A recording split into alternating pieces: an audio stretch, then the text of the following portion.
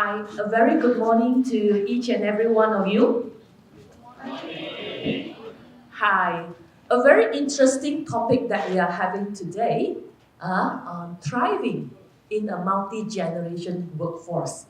And I'm sure not only all of us up here on the stage, just want to maybe have a quick feel of the population that we have this morning, yeah? So how many of you are, okay, I will not say baby boomer, how many of you belongs to the group of Gen X? Can you please raise your hand? Gen X. All right. Okay, if they don't know, you just point to them. If they look like Gen X, you just point. All right. Okay, those who look like us, okay? All right, the second one, yeah. Of course, I think I would like to know how many of you belong to the Gen Y group. Gen Y. Okay, all right. So last but not least, Gen Z. Can you please raise your hand? Oh. Okay, I wonder because I just look around. Looks like some of you did not raise your hand. Are you kind of like lost in between or hybrid? The border. The border, yeah, you are at the border. You are right. You are right. So looks like we are having quite a balanced group between the X, Y, and Z. Okay, all right. Let's begin. So well, we are living in a very, I would say, unique workforce nowadays, where we have a good mix of the X, the Y, and the Z. Each come with different expectations, values, and the way we communicate, mainly because of the way we were brought up, yeah, and many other factors too. So as I was preparing for the session today, I feel very, very excited because not only the topic itself is very interesting, we are also having a very good combination of panelists today that would help us to really stir this topic and look at the reality of it. What do we take out of it? And hopefully we can also at the end of the session bring back some really good tips that could help us to work in this multi-generation workforce. Well, allow me now to introduce to you, or I rather get the panelists to introduce themselves. All right, for respectful purpose, we shall start with the Gen X first. All right, so let's give a big round of applause to Pauline, and we'll let her to introduce herself. Thank you. I'm the youngest. Me too. So right now I'm a senior director in package innovation. I lead a team worldwide, just a small team of about 18 of us only. Our role is to develop, qualify, and launch new product across 15 OSATs. So it's a very simple role. Thank you. Very simple. Yeah, simple but important, right? Okay, good. So, well, after Gen X, let's hear from the Gen Y. We'll have Vivek today with us, representing the Gen Y. Yay! Hello. Good morning, everyone. So I'm Vivek. Currently, I'm leading the wafer test manufacturing team. I've been with NXP for close to about 11 years right now, and ever since graduation until now. So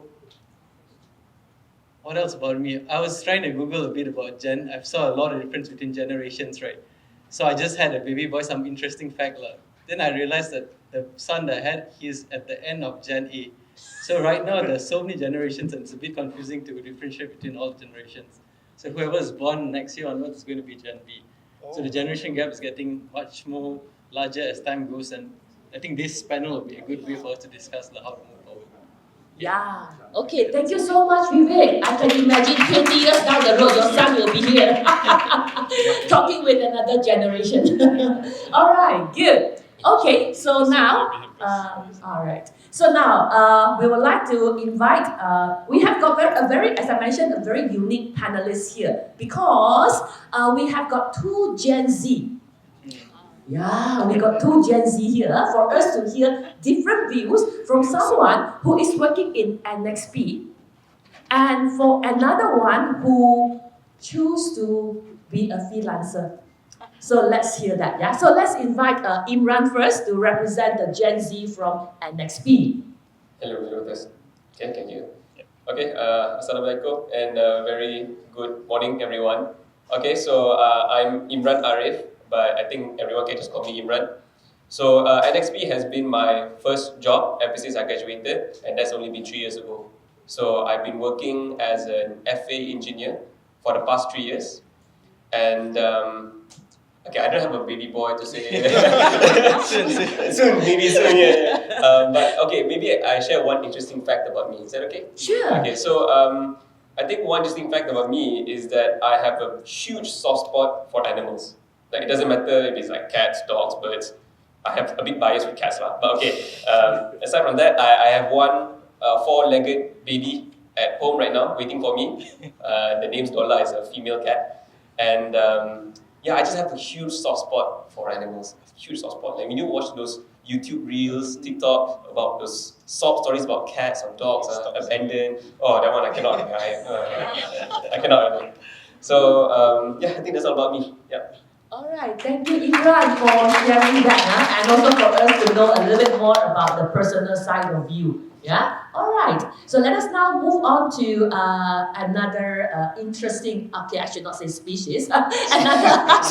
So sorry because I work with Elton quite closely. Yes. So anyway, so Elton represents Gen Z who is not working in a corporate world like you all. In a corporate context, in a proper, maybe a traditional working context. So, let's hear from Elton for him to give a quick and fun self-introduction of him.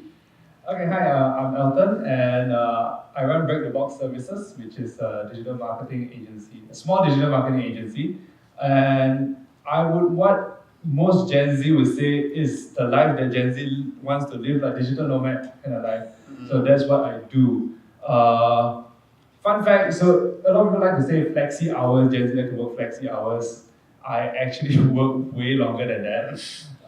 So that's a fun fact. And other than that, I actually used to run a virtual assistant agency, so that's why I always tell people that I'm a mercenary. You pay me enough, I will get things done for you. So that's a bit of my background before I started the digital marketing agency. And recently I've been doing a lot of, because my clients are mostly Gen X and Gen Y, so I'm trying to reach across the aisle to actually understand what better ways we can collaborate and also better ways we can understand each other. Because not only they need to work with us, eventually we need to work with whatever's coming after, I think Gen Alpha, that's the next one. So we're gonna face the same issues, so how can we, close the gap? So yeah. All right, thank you, Elton. Oh, okay, yes, please do. I forgot a fun fact. All right, let's You look at me so busy, right? But the fun fact about me, I'm attending a singing class. Every week, once a week, singing class. Enough for once a week. What singing class is that? If you don't mind to elaborate a little, what singing class is that? This coach is from Singapore. Online, Can you imagine a singing class online? She'll teach techniques how to sing better. Yeah, I have to unlearn a lot of things and relearn new things. Yeah, so interesting. So when we get to hear you sing, annual dinner. So I got to thank you very much, Pauline. Yeah, do not underestimate Gen X. Not only a singing class. The highlight here is singing class online. Yeah. All right. Okay, good. Okay. Well, thank you so much, each and every one of you, to start this session in a very lively way. Well, as mentioned, we live in the era now which is very unique. Yeah, where we have multi-generation workforce in it. And on one hand, it presents some challenges, because of the differences we have. But on the other hand, certainly, it is a time where opportunity arises. If we could tap on the strengths from each and every of this generation, I'm sure we could, or NXP could thrive. Let me start off the session by having a warm-up question. All right, this warm-up question will be, not anybody, when you feel like taking it, is how is your experience like Yeah, real life experience, day-to-day challenges, aspirations, when you work in this context of multi-generation workforce. Well, anybody would like to start? Okay, I start first, yeah? Sure. So I deal with old sets, 15 old sets, yeah. Every day conference call non-stop. But you never know the other side of the call, right? Who is sitting there meeting with us. So they are multi-generation. So to get our message across, we need to state very clearly the purpose of every single action we want them to take. Because why? Especially Gen Z, no offense, huh? Offense taken. You want to know the purpose in order for you to have the motivation of doing it. Otherwise, you will not be happy doing it, right? Or you don't even want to do it. Right? Why? So how to create that motivation is to really explain very clearly the whole purpose of every single action. This is what we have to go through every day in our conference calls. You can ask my guy, Azam is there. His purpose is very important. Create the purpose so that you have the motivation. I think can I just add? I think mainly because we grew up in information, social media age, we are taught to question everything that we see, and also the motivations behind why people say certain things. I think if you're on social media, you know a lot of things are not based on people's opinion, but mainly if let's say they are sponsored, they are paid to. That is one of another motivation. So we tend to always ask, why are we doing this? What's the purpose behind this? So I think it's not so much we want to challenge you, but it's ingrained within our culture and how we were brought up in this digital age. Interesting, yeah? Especially when Pauline mentioned just now, in every single meeting, we have to very intentionally state our motivation and the why behind it. And I heard very loud from this side of the panel. So I wonder, how is your day-to-day working with this multi-generation workforce? I think just to add on to polling, even for a Gen X or Gen Y, we would still need a purpose for us to do a work. Gen Z, maybe they need it directly at that moment. But Gen X, Gen Y, we would listen first, and then we would still need a purpose for why we do the work. Only thing that I think Gen Z tends to question whatever is purpose that you've given to them. Sometimes you don't believe in it, you easily question back the status quo. Whereas Gen X and Y, maybe at times we will listen first, and then after a while thinking, we'll come back to you. Okay, this doesn't make sense. But purpose is still needed for overall for everybody. And then in terms of say communication, I'm looking at Gen X, Y, and Z, right? So I'm a Gen Y. When we work in a manufacturing line, so when I speak to operators, for example, the way I approach a senior operator who's a Gen X is much more. At the beginning, when I was given this question, I didn't really think about it. I was thinking that I approach everyone the same.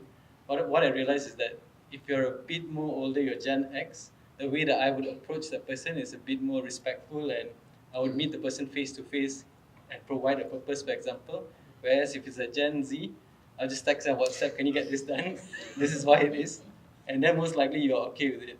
So it's also, I think part of it is trust and respect, which is one of the core competencies of NXP as well.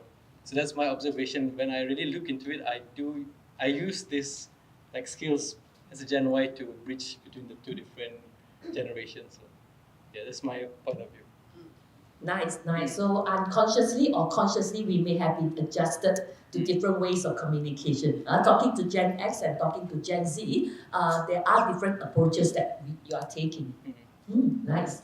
What about Imran? Would you like to maybe share? I think I can top up a bit on what Pauline and Vivek mentioned, right? Okay, I think first is the motivation, the purpose behind it, right? Actually, yes, I would say Gen Z, I don't know about the others, but I would say for me, it's like we are quite self-motivated. We have a lot of energy, right? We're still quite young. So when we want to do something, hopefully we know why we're doing it, at least, and to see whether what we're doing has an impact, the global impact on the team or to the company in general. I think that is one thing that would really motivate Gen Zs. So again, I think I agree with Elton. It's not that we questioning you. It's not. It's more to like we want to understand ourselves to set like, okay, if I know what I'm gonna do, why I'm doing it, then possibly I can do that particular task better. Yeah. And then to what Vivek mentioned is that, yeah, actually now that you mention it, if I talk to my Gen X, right, yes, I tend to go to them and not really text them or so on, right? So like we just go to them physically and then treat them with a bit more respect. I think it's due to our Asian culture of, age, an age gap where we tend to be more respectful. Yeah.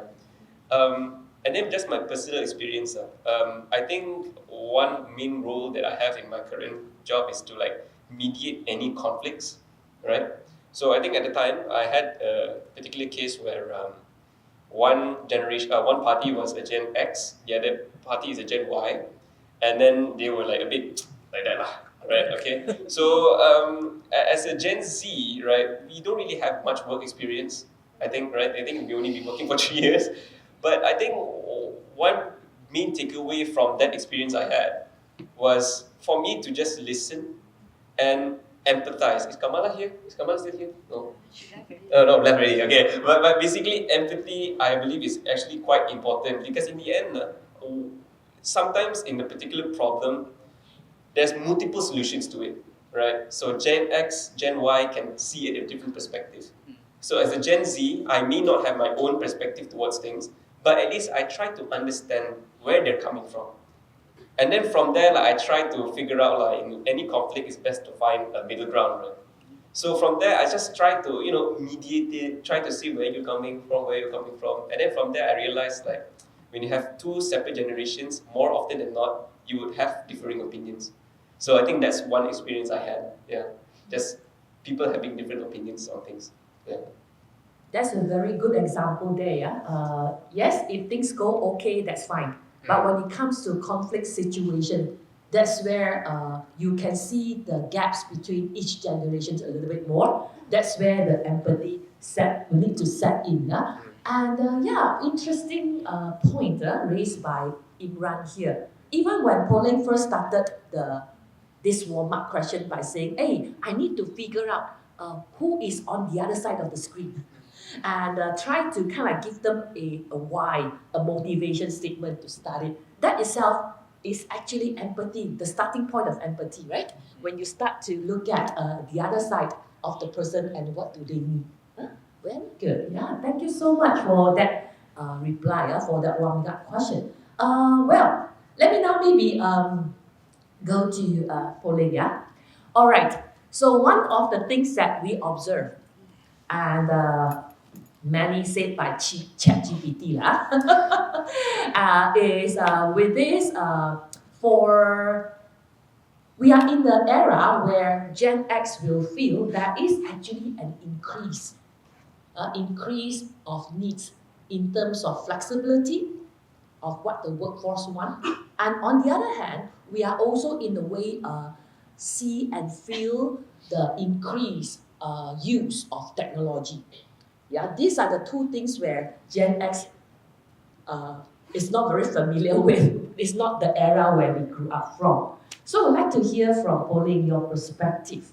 How is it like your perception looking at these increasing need for flexibility and technology as you're leading your team in NXP now? Very challenging, yeah. Especially Gen X, not so good with technology compared to Y and Z. And also flexibility is something that is not where we come from. No, before COVID, pre-COVID, all of us know that we work in the office, long hours, 5 days a week, yeah. Sometimes Saturday, Sunday also come. But now, after COVID, all of us are like getting used to the flexibility. So the Gen X also getting used to it, which is a good thing. And of course, Gen Y and Gen Z, definitely you would like to have that flexibility, yeah? I see the thumbs up very fast. Technology also something that Gen X not so good at, but it's something that we learn also from our generation. We have to start learning, like my daughter said, Mom, adapt to the new technology. Yeah, so we have to learn and adapt and learn from the younger generation. So just pause a bit, just look at flexibility. Why does Gen Z, especially Gen Z, look for flexibility? There are two types of flexibility they look at. One is a very normal, right? A lot of companies today give you 3 days work from office, 2 days work from home, or the other way around. Yeah, flexible as long as you deliver result. But some Gen Z actually look for flexible work schedule. Means what? No, you don't bother what time I start working, don't bother what time I stop working, don't bother where I work from. Yeah, as long as I deliver result. So these are the kind of flexibility. Flexibility actually got good and bad. This is their reason. But actually, all of us also experience that. The good part is that you wake up in the morning, you can straight away work, right? You don't have to spend time traveling, finding parking, pay for the parking, or even pay for your meals, right? At home, you can just grab anything from the fridge, yeah? So that's a good part.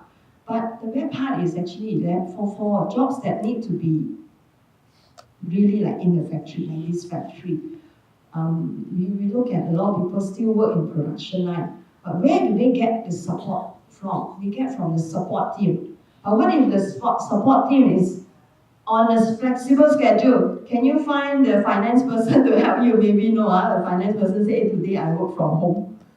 So the support may be a bit challenging, I feel. So there's always good and bad. The technology portion, we definitely need to adapt. Yes, the world is moving very fast. Technology is growing because of this era is called the rise of secure connected edge because of AI, connected devices, all this. We cannot say we don't want to move along. We must move along in order to stay competitive, in order to stay relevant. So this is something that we have to do. Yeah. I relate more to bullying because coming from the same area. So sorry about it. Anyway, well, talking about this adapt, maybe Pauline can share a little bit more. How do you exactly adapt to it, especially the technology bit? Good question. Yeah.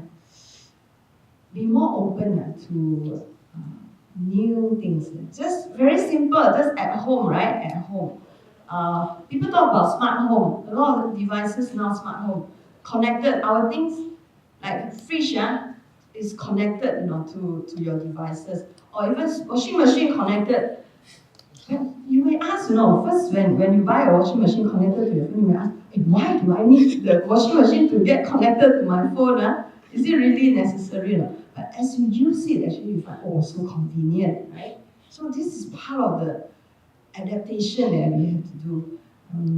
Another thing is, we wish our parents also to be more adaptive, right? Example, we introduce things to them, like I introduced a dryer to my mother-in-law. We hope to make their life easier, right? But she resists in the beginning, said, why I need to put inside dryer, take a lot of electricity, I hang under the sun. This is Malaysia. Hang under the sun, very fast dryer. But can you imagine old people, because movement not so flexible already, the moment they are hanging, they may fall down, right? And let's say rainy season, you hang and you have to bring in, and you bring out again, you bring in, and still not dry yet. So dryer, isn't it very helpful? That is our point of view. So we wish they are adaptive also. So the same thing, our children look at us, they also wish that we are adaptive. Same thing. Well, very good example there. Day to day is actually day-to-day operation, day-to-day life provides lots of opportunity for us to learn, to be adaptive. Well, again, if I may ask another follow-up question, any one of the panelists can actually take this question on this matter again on flexibility. Well, just like how Pauline see the mother-in-law, right? So now, for you all in the working context, seeing the Gen X here trying hard to adapt, how is it like for you all? Okay, maybe if I have a few words to speak, is Sure. that I really appreciate Gen X to really adapt. I think, for example, at home, again, is my mom. I think I think my mom has a tough time in learning on how to do e-shop like Lazada, Shopee, right? So every single time, adik, macam nak buat, you know, like, macam nak bayar, macam nak tukar. So I only showed her once, and then of course, like, I mean, she's like super Gen X, I think. She's 1960s, right? So she's much older than the, you know, but she had the drive to actually learn, and then in the end of the day, it's like, oh, she shows to me like, oh, dah boleh buat dah apa lah and all that. So I actually really appreciate, you know, people just learn new things. Doesn't matter you're Gen X or Gen Y, right? Just the fact of you learning new things, right? And then one thing, Pauline, I have one question for you. When it comes to meetings, you mentioned earlier that online meetings, right? Which do you actually prefer, like physical meetings or online meetings? I think online meetings, you don't really get the emotion, right, from behind the screen, especially if you don't turn on cameras. Do you turn on cameras? I think most, and I think NXP, we don't generally open cameras, right? Yeah, so what do you think? What's your point of online and physical meetings? Both have pros and cons. Online, of course, is easier to get people together, right? Because then you don't have to find a meeting room, have a suitable time, people travel to that place. So definitely it's easier that way. But the not so good part, just like what you say, you don't know what's the people's emotion, what's on the face. The moment the person says something, sounds like angry, but actually the person may be not angry, right? So you may misjudge. Yeah? So whether on camera or not, I was just telling, sometimes you're not really, you know, you look haggard, you didn't really put any, if you say anything, people may look at you like, why you look so tired, your face, right? So you don't turn on your camera. But of course, if you turn on camera, definitely is better. Yeah. So, and encourage to, if possible. So for what I do, we actually do everything online, if possible, do online. So we have this general rule that if it's a check-in, anything that's within, let's say 15 minutes, 30 minutes we can do, it's okay, you can turn off your cameras. We don't need to see your face, it's fine. But if, let's say, we are doing something discussion, we want to get your opinion on things, and it's a brainstorm session, yes, turn on video, or we can do it in person. That's my general rule for that. I see. All right, thanks, Elton. What about Vivek? Do you have any point to add on to this question from Imran? For me, I prefer having face-to-face meetings instead of doing it online. Unfortunately, I like to see the person's face and you can get the non-verbal cues, how they're feeling about whatever we're doing. If it's through a Teams meeting, a lot of times it's just I'm talking to myself because they don't get feedback. So there's one problem about Teams meetings, like you don't really get the feedback from the room. You can't see what's happening. So I prefer face-to-face meeting. Online meeting is good if you have issues like, certain times you cannot meet people, so it's good to have online meetings during COVID and all that. That's where it started. I think a lot of online meetings started flourishing after COVID. So everything's been pushed to online nowadays. All right. Thanks, Vivek. Well, I'm trying to adapt and learn from the Gen X because he said having the why is very important. So let me ask Amran, why did you have that question? Imran, why did you have that question of which do we prefer, online or face-to-face meeting? Why? Okay, I think it goes. I thought you would prefer online meeting. No, okay. So yes, I thought so. So I think what my current job role is like somewhat lead a small group, right? And I realized that online meetings tend to the emotion that you can't really capture, right? So I am an FA engineer, so we have an office just right up here, and also we have our labs, the FA lab. Okay. So the FA lab is all the way in the Tesla, so it's like at least a 5-minute walk from here. So we had a problem where how do we get people to be in the meeting, because they're all sometimes they do cases at their labs, right? And then while some 50% is all in the office. So it's hard for us to like juggle we want to, the best is of course is physical meeting because we want to see the emotion, we get participation, we're not talking to ourselves, right? So, but they're all doing that, so I don't want to really kacau them also at the same time, right? It kind of hinders their productivity at the same time. Like they have to set up, like for FA, we do a lot of this test setup, right? And that usually takes like half an hour, sometimes it can be 1 hour if there's bugs and issues. And then tiba-tiba 3 o'clock, got meeting. Then they have to like go there, meeting, and then go back. It hinders productivity. But at the same time, we need that face-to-face interaction. So I'm thinking like, what you guys' opinion on how do we like balance this out? So like the balance between productivity by having online, but at the same time participation in the meeting where it's face-to-face. I think that's one thing I can't even answer myself. How do I, yeah. So that's the question why I posed to polling. Yeah. Sure. I just add on. Once in a while, we should really get together. Just like now in package innovation, every Thursday is our collaboration day.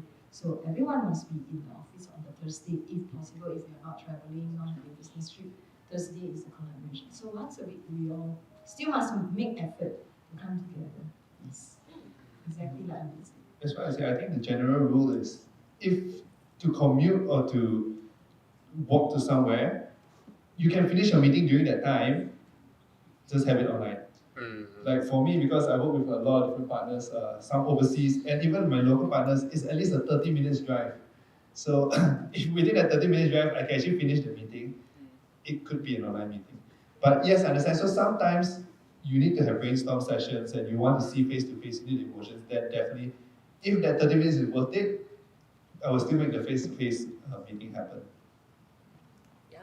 Wow, even on this topic of technology and flexibility, it kind of like go so much, there are so many perspectives, even for a day-to-day meeting that we have, yeah? And just to add one more point, that is, I think for the online meeting, sometimes for the other party to allow us to kind of like off the screen for a little while, that moment also we feel we are being empathized, that maybe the other person understands us, maybe another perspective to look at. Well, wow, pew. Okay, well, that's on the flexibility and technology part, how we adapt to one another. Well, let us now move on to a very interesting generation here, which is Vivek's generation. Yeah, they are, I find they are interesting. Why? Why? Because they are white. Yeah, they are sandwiched in between the X and the Z. Right? Just like I think Pauline quoted the example of in the family, right? So it's very much like a parent having your grandparent or your mother and your child, right? You are the layer in between. So I'm really curious to know from Vivek, how do you bridge as you are in this position? Okay, so in my perspective, Gen Y, we're actually in the middle of how we see our parents, for example, working hard to get where we are now. And look at our kids, our sisters and brothers at the lower end, who are mostly Gen Zs. So we are actually a good example as a mediator between the two generations. So an example would be in terms of technology. Like I used to have an intern, Pedro, Daniel knows him. So normally we would see, for example, ChatGPT as something like, for me personally, if I use ChatGPT to create a script or something, I look at it as cheating. But to Gen Z, it's just a way of work. For example, if he used to do programming, if he wants to solve a programming solution, instead of Googling or finding in books, he just types in ChatGPT and it gives him the solution. So he uses it as a tool to move forward, which for me was a different perspective. I felt like, this is not the correct way to do it.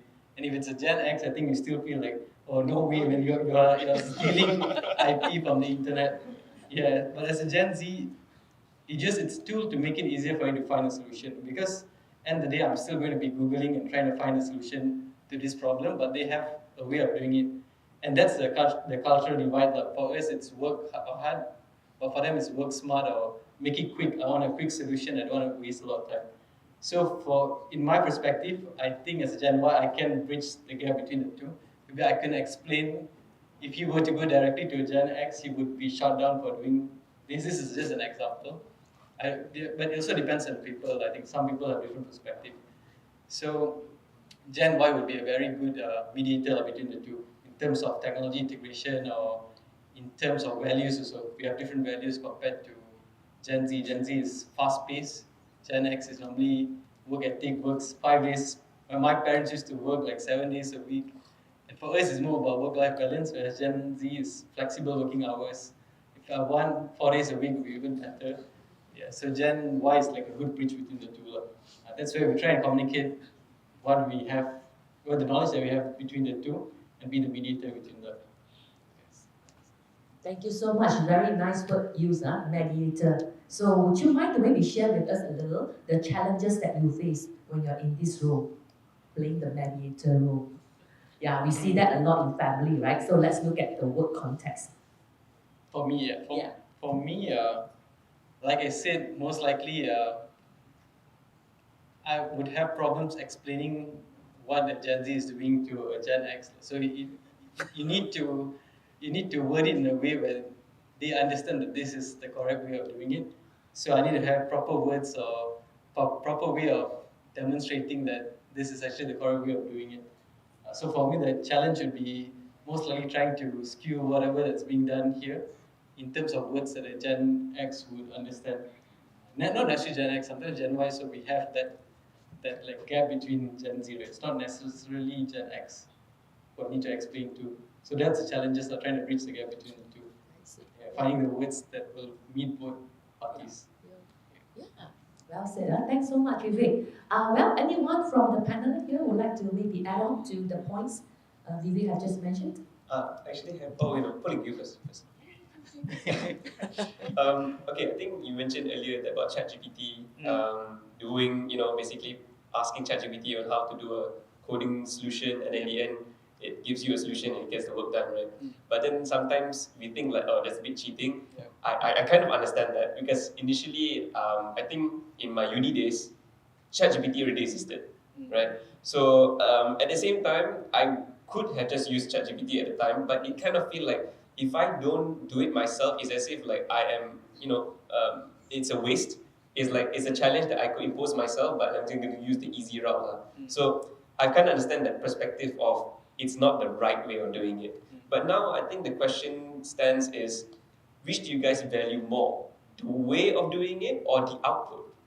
Yeah, I think this is a question that I would like to ask both Gen X and Gen Y, and possibly Elton also.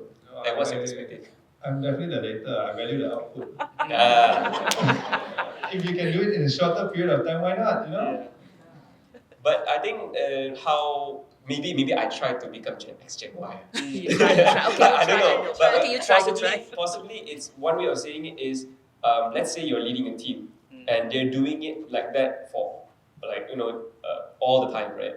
It kind of worries me that they don't grow as an individual.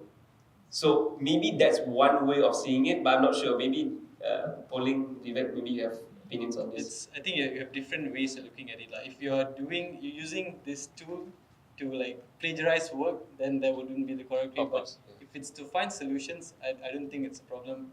Eventually, we need to adapt over time, I guess. So if you don't do it right now, in about 10 years, that's going to be the norm, and we're going to be lagging behind. And it's a very good gateway for us to quicken our steps. So a lot of things nowadays is to be a bit more fast-paced. Don't take it too slow, and it's like you said, like output-driven, right? Yeah. So if you take some, Finish first. yeah. So you take time, and sometimes you will end up lagging behind the competition. You can continue on this point first. Yeah, please you Something go that first. just- Yeah. Actually, I wanted to add on Vivek's point about how he become the middleman. What I find about the beauty of your generation, you are a very good collaborator. So we should always leverage that strength in Gen Y. You ask them to collaborate, they do really beautiful, very well. So now on his question, ChatGPT. Yeah, so give you an example how my team learned to adapt recently. We didn't use ChatGPT, we used Copilot. Okay. So I feel our generation, of course, how we use it recently is we write technical paper. Okay. We write it first, all the key points are there, very nicely written. But maybe the structure of sentences not so beautiful, right? So how to beautify? Then there comes the Copilot. So we will run through one time with Copilot. Wow, then the structure all very nice already. And then only they pass to me for final review. Then I'll say, okay, this point maybe you can structure different ways slightly. So, but make my job a lot easier as a final reviewer of 13 papers from a team. So that's how we use technology. But of course, the meat of the key points all come from us. We didn't choose anything from. I think the end of your point, like for Vivek, you guys, actually you are very close to Gen Z. So we kind of see your generation as like a bigger brother rather than father or mother. So it's more easier to collaborate and it helps with the collaboration. And to the point which talks about using AI or this kind of thing. So I'm doing digital marketing and everything that we can find online. So just walk you through my process. Let's say if I want to create a LinkedIn post, I can just say, hey, ChatGPT, can you create a LinkedIn post for this event? And here are the points that I talk about. Yes, ChatGPT can come up with all the points, but that's not necessarily what you want to say. So as a marketer, you still need to know who your target audience is and tune that post to how your target audience wants it. And it's similar to that. So after that, I'll put it into Grammarly to check the grammar. And then I'll put it into ChatGPT again. Hey, can you structure it in a way that sounds friendly and everything? And the last point, I will still have to do it myself. Because no matter how, you cannot replace the expertise. That ChatGPT AI can only help you to do research faster, or let's say I use Perplexity, can help you do research faster and structure your thoughts. The final output still has to come from you. Yeah, that's because I use it every single day. This is my daily process because AI really helps where my industry is. I'm not sure whether you use the same for your industry. Well, interesting, huh? Yeah. Looks like even a topic like ChatGPT can actually stir up a lot of conversations between the three generations here. Yeah, talking about output, talking about process, talking about how we use it. So I think the adaptation, because that question came from Imran, so I guess the adaptation doesn't come only from the Gen X. Gen Z is also trying to see how this tool, this technology can blend into a multi-generation workforce we are in now, right? So we are all trying to adjust what would be the best way that we can learn together. Yeah, all right, good. So let us move on and now maybe zoom in a little to Gen Z. All right, maybe you would like to ask Imran. Start laughing already, right? Okay, all right. What really motivates you? And yeah, for Gen Z who is actually 3 years in working life, how do you define your career success? How do I define? The question is how do I Yes, define what career motivates success? you and how do you define your career success? Okay, so so I've only been working for 3 years, so there's not much experience that I can share, right? It's just 366 times 3. No need much days. Less than 1,000. Just slightly more than 1,000. Yeah. But I think for me personally, what motivates me is if the work environment promotes errors. It promotes errors. What I'm trying to say is for you to take risks. Able to take risks and able to take the ownership behind that risk. Is to really like show to Gen X and Gen Y as, hey, I'm Gen Z, I can do it also. It's more like to really show myself that I can do it, right? So I think if the work environment promotes that kind of behavior from Gen Zs, that's what motivates me, I would say, is the ability to basically take more risks and take ownership behind that risk. Yeah, I guess more decision making, but of course, decision making from a Gen Z is not that optimal because you don't have much experience on your belt. But I would say if a Gen Y or Gen X like kind of coaches them on behind that decision making, it would be really good. So I would say my current department gives me that ability, and I take the ownership behind that risk. If it fails, okay, that's my problem. Okay, but if it succeeds, then it goes to show that actually I can do it. It gives me some degree of confidence, and I want to strive to be better and better and better. So I think that's one thing that motivates me. So, but when it comes to successful career, this one is very highly subjective. So I asked around a few of my friends. So in the end of the day, some of my friends say, oh, this, yeah, monetary compensation, 100%. That is successful career. Oh, not the hard one. Have to rub, right? That means the money, not the heart, right? Not the hard one. Alright. So like to them, it's like, oh, I just want to get the more money, right? So I think that's where I start to have a differing opinion on things. I would say, okay, in Malay we call it niat, or is the intention of the purpose of behind what you do. So to me, as long as that niat is correct, the monetary compensations, the promotions will come in due course. So that kind of the niat I'm trying to refer to is, if you are always want to, try to be better every day, learn small things every day, it will be, I think there's a term called compounding interest in terms of finance, right? So I take that into myself also. It's like, oh, if I just slowly build up more and more and more and more and more, I would say that is a successful career. So I can't really define what is a successful career because I'm just 3 years under my belt. But I think if I hold to that niat or that motivation or purpose of behind what I do, I believe all the monetary compensation will come. So that's how I take my point of view of a successful career. Yeah. Wow, I take my hats off many, many times in my heart when you use the word niat. Yeah, very inspiring for me, even for Gen X, hearing a Gen Z saying that, yeah, it not just does, yeah, but it is the niat, and that we do things. Wow, that's really inspiring. But going back to my first question, asking what motivates you, and you say taking risks. Yeah, taking risks, but at the same time, own it. Is taking risk plus the ownership part of it. When it came to that part, I'm gonna pass the next question to Pauline because in my heart, I say dialogue. Take risk.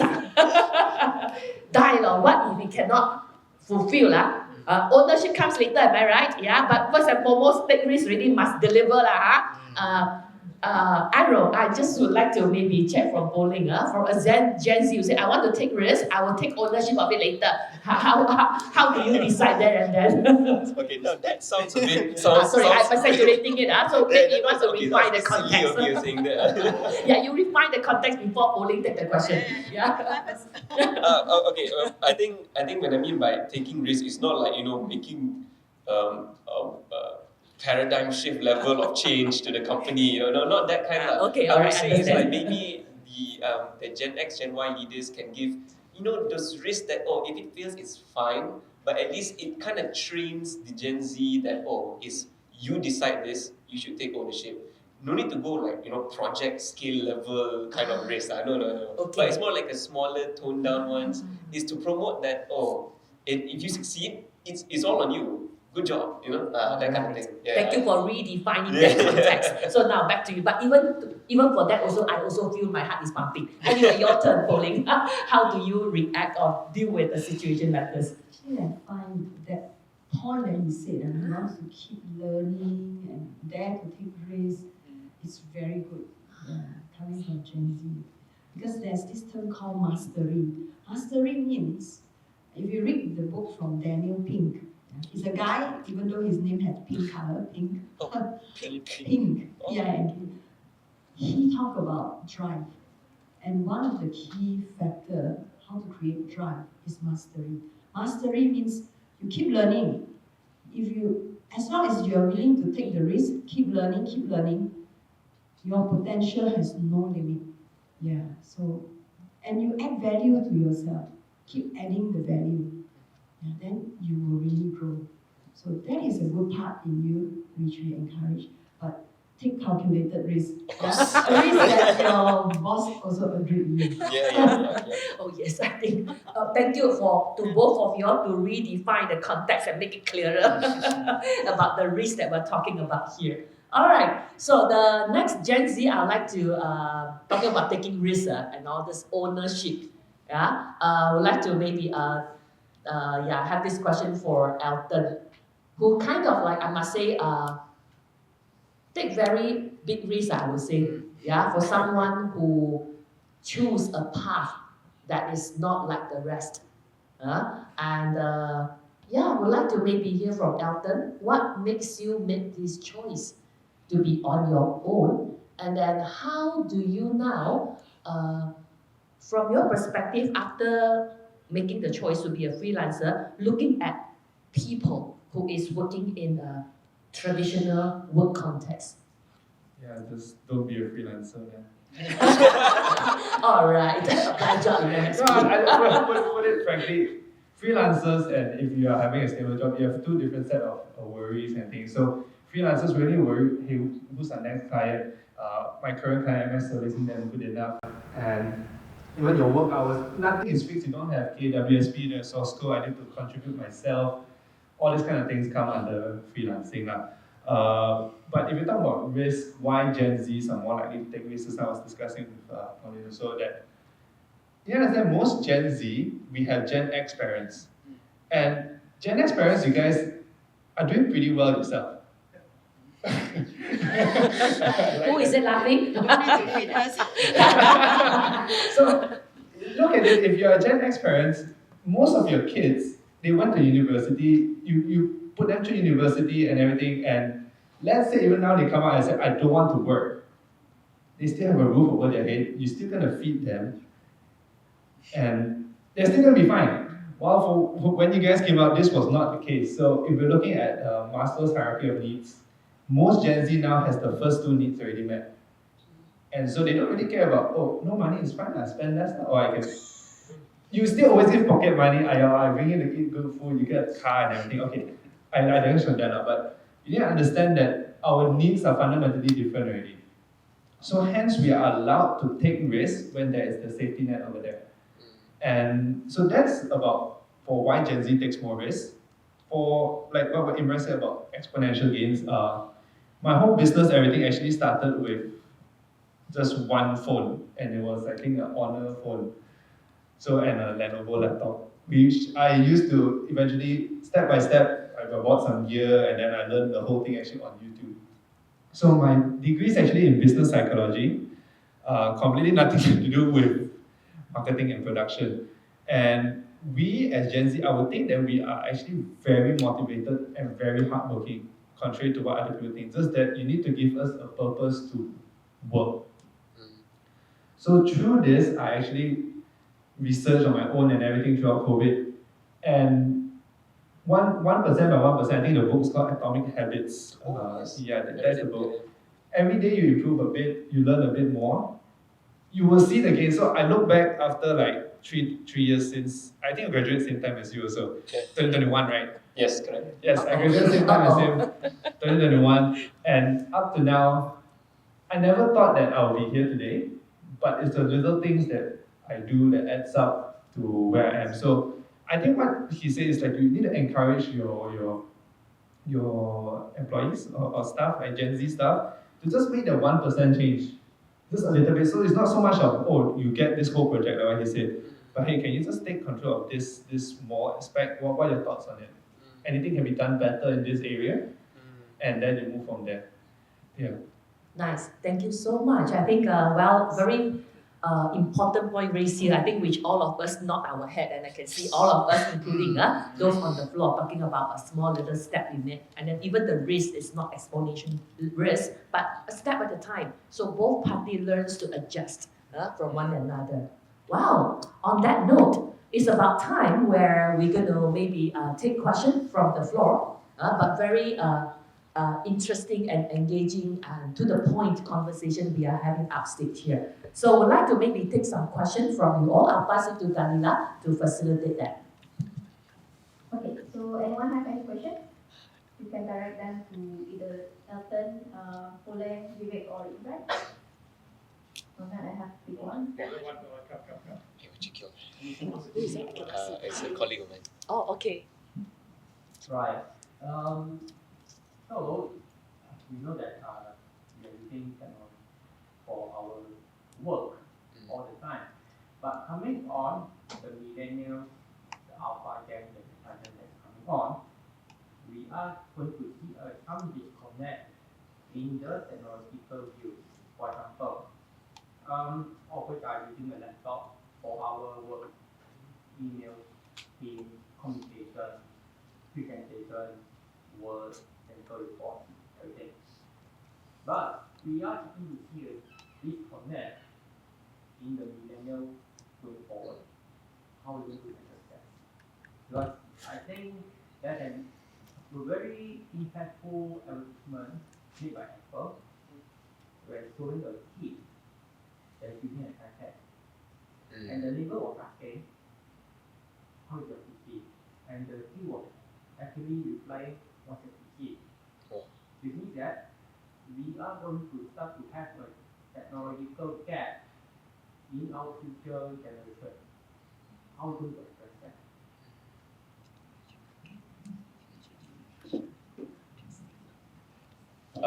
Maybe I can have a few points here. So just to really understand the question is, right now, I think all of us are using PCs, but now there are the newer generations. I think is like baby alpha, right? The starting of alpha. Alpha. Yeah. So now they start to use iPads already.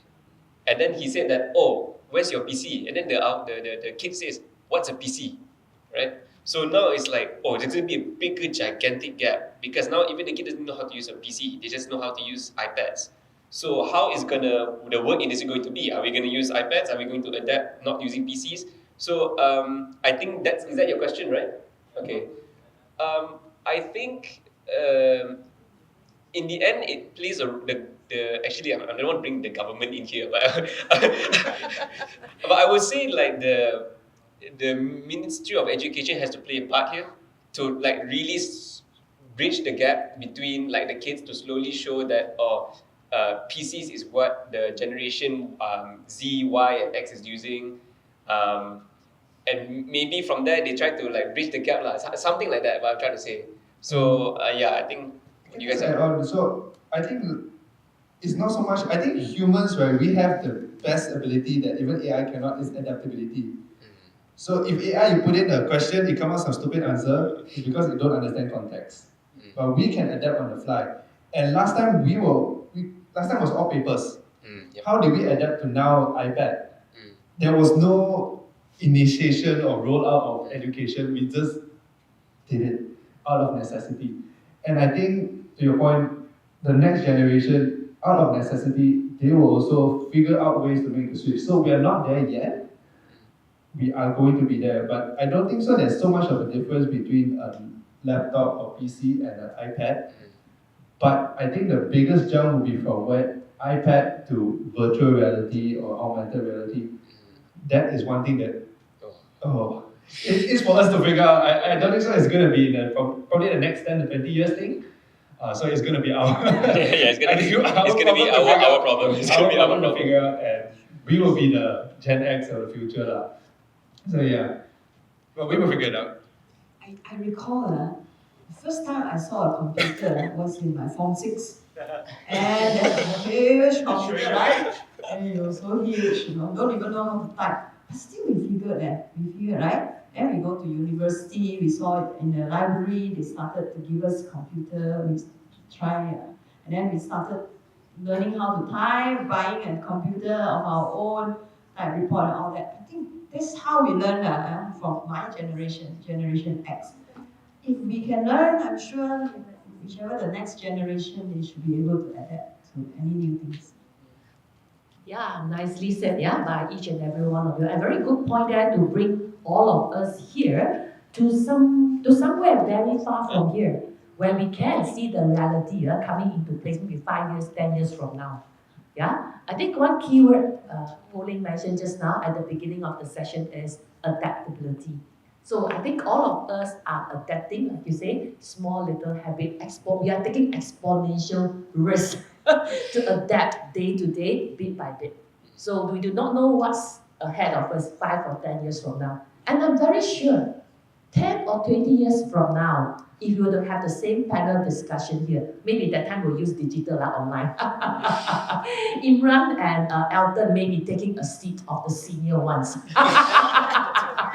And having those beta, alpha in the line to talk about the next stage of technology. I think things move that way. I think most importantly, as coming back to what Pauline said, it's about adaptability at each and every point of the time. Yeah. Just add one more thing. So we work with a lot of, let's say, digital tech now. I think the main thing is you need to anchor it something within the last generation's thing to help them transition. For me, let's say I use ChatGPT and AI, everything. If I tell my Gen X client about that, they're like, what's your source? What's all this thing? You have no basis. But if you can put it, let's say they're more familiar with, now let's say Word document, put it, structure in a Word document with your references and everything. So even though your source is from ChatGPT or Perplexity or whatever, they have something that is familiar to them. Oh, I've seen this before. And they're not so easily to straight away reject you. So that anchoring item or technology is very important. Yeah, sorry. Nice. Good one. Yeah, any next I comment?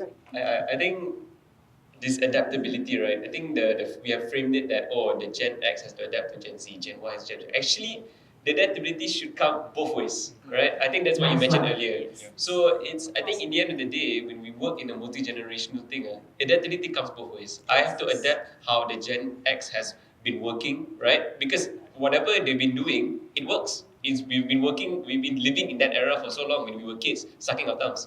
Gen X has been, pushing it out, So their ways is not wrong. So for us, Gen Zs, we have to adapt towards them as well. Yeah, so it comes both ways. Definitely. Well said.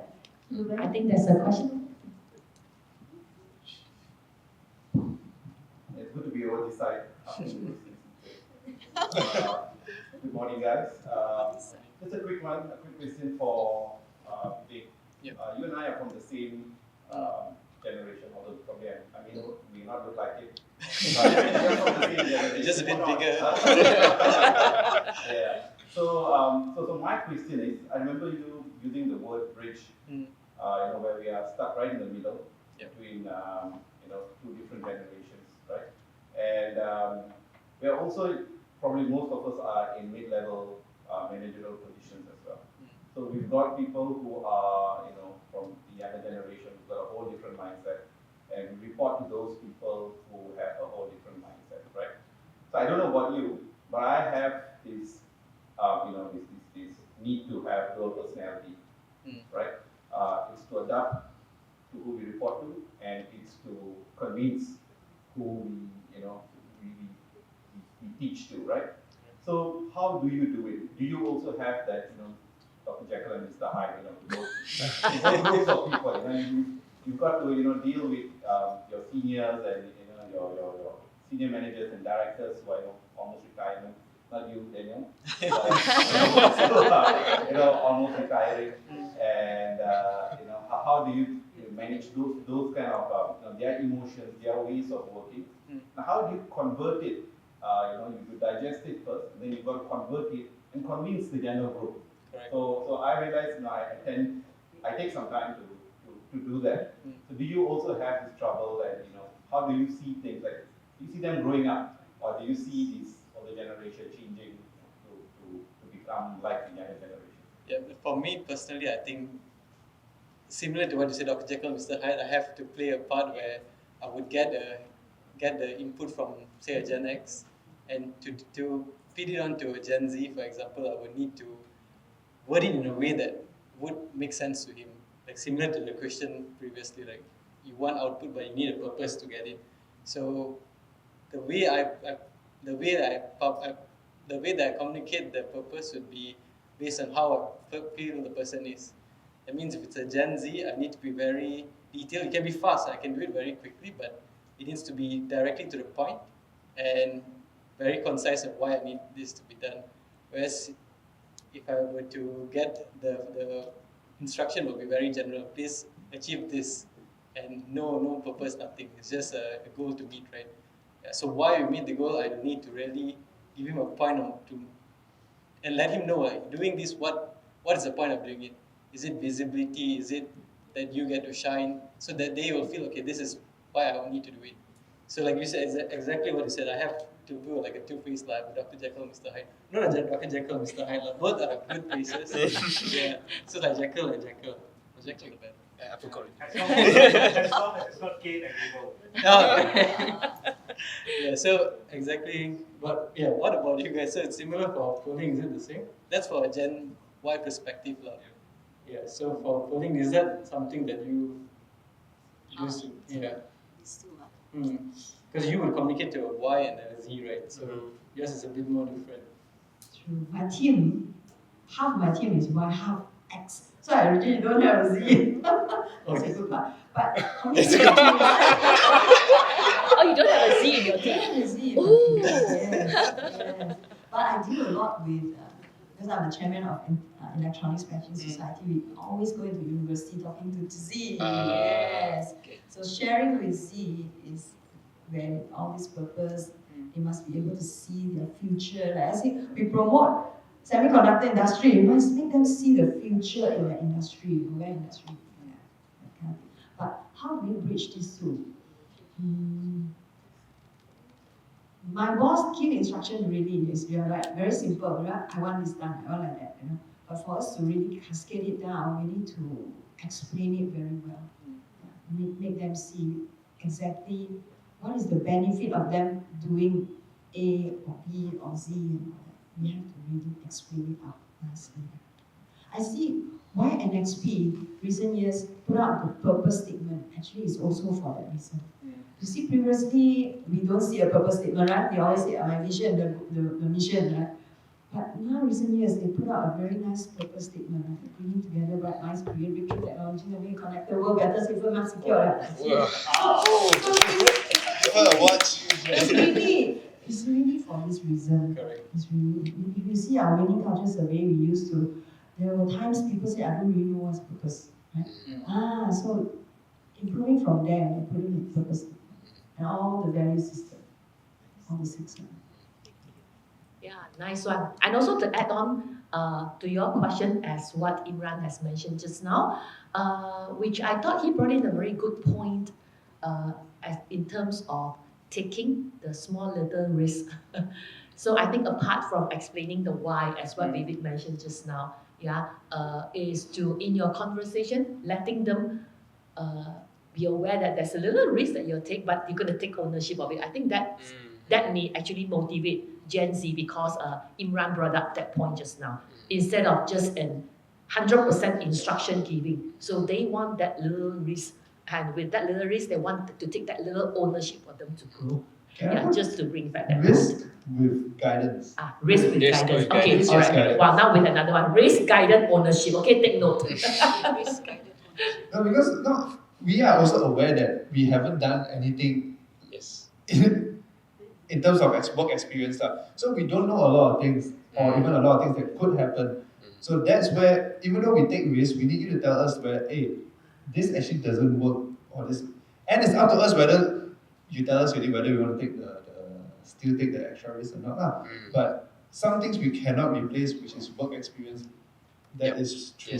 Yes, agreed. Yep. All right. Good point there. I think a few factors, or points for you to pick up. Thank you for that question. Ruben is definitely talking about the video. No spot bonus. This comes to my second question, which maybe all of you can address, right? So you all said that you will need that particular skill set where you digest what you get from your boss and you process it and then you pass it down to the next level, right? So do you think that's a skill set for managers of these positions? Do you need that particular skill set? Would you all look for that skill set when you promote someone into these positions, like the ability to take instructions and process it and then deliver it to the next line of employees? Do you think that's an important skill set? To me, yes, it is. Yeah. Because this also reflects the maturity of that person. If you are able to capture the gist of it and how to channel it down, it's a skill. Yeah. to develop a harmonious workplace, you definitely need that skill set. Like we have supervisors in the line, if they are not able to deliver the message to the subordinates, the line will run in chaos. So it's very important for them to be able to have that skill set, especially for like supervisors, people with downline. It's very important for them to be able to translate the message and put it into a way where the next person is able to understand. So it's definitely an important skill set for me personally. Okay, I think that's it to wrap up the Q&A session. Now I have a short quiz for you guys, about 3 questions only. My first question is, which generation is not tech savvy? Gen Z. Gen Z. Correct. Second question. Technically, Gen X created the tech, right? Hey, actually, yeah, that's a good point. I just switch it on and off. That's it. So savvy. Which generation likes to question the purpose of the work to feel The question haven't finished yet. They know the answer already. Gen Z. Correct. Gen Z. Last question. Wow. Gen Which generation is stuck in the middle? Alpha.